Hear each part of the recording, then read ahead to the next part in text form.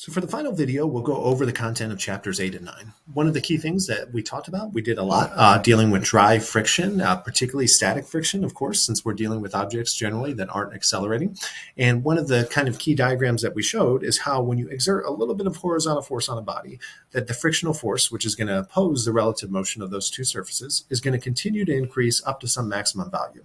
And you can determine that maximum value as the coefficient of static friction times the actual normal force. And then after that point, when you actually had impending motion, the frictional force dropped down a little bit. And we said that the reason that is that the coefficient of kinetic friction, mu sub k, is actually smaller than the coefficient of static friction, mu sub s. So in this case, this question is true.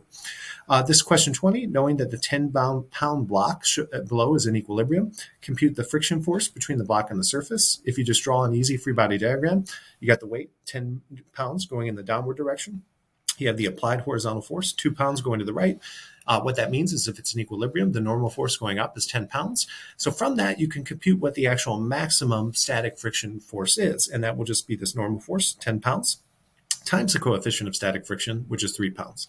So if this thing is in horizontal equilibrium, all that we know is that the frictional force must be offsetting the applied force. So F is going to be equal to 2 pounds as long as that 2 pounds is less than the maximum static friction force, which we just computed to be 3. So what that means is that as long as whatever that horizontal force is less than 3, this thing will remain stationary, and the frictional force will just be whatever it needs to be to offset that applied force. Just key point is it's not necessarily 3. 3 is the maximum value. Questions 9 and 10, I'm only going to ask you a quick question from question 9. If you have an irregular area that's bounded by a curve where y is a function of x, can you locate the coordinate of the centroid of the area shown below?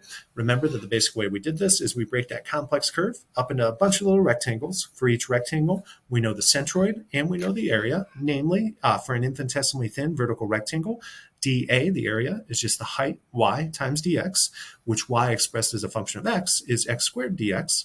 And the actual centroid is just going to be wherever this actual rectangle is as it slides left and right, its centroid is just going to be the distance measured from the y-axis, which is the x-coordinate.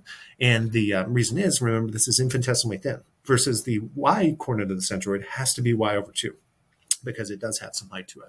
The formula for determining the centroid of the entire area is simply the ratio of, in the numerator here, you basically have the first moment of this area. What you're doing is you're summing through integration all of the little centroids of these rectangles. X tilde is just the centroid of the rectangle, which we said is going to be x as x varies.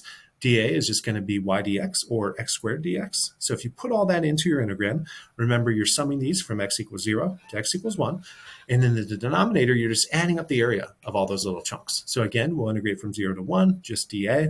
dA in a single integral form is just x squared dx. So if you complete those power rule integrations, you should get the actual answer there. So I hope that this was helpful to you. And good luck on the final. I'll get it posted right after I post this last video. And reach out if you have any questions.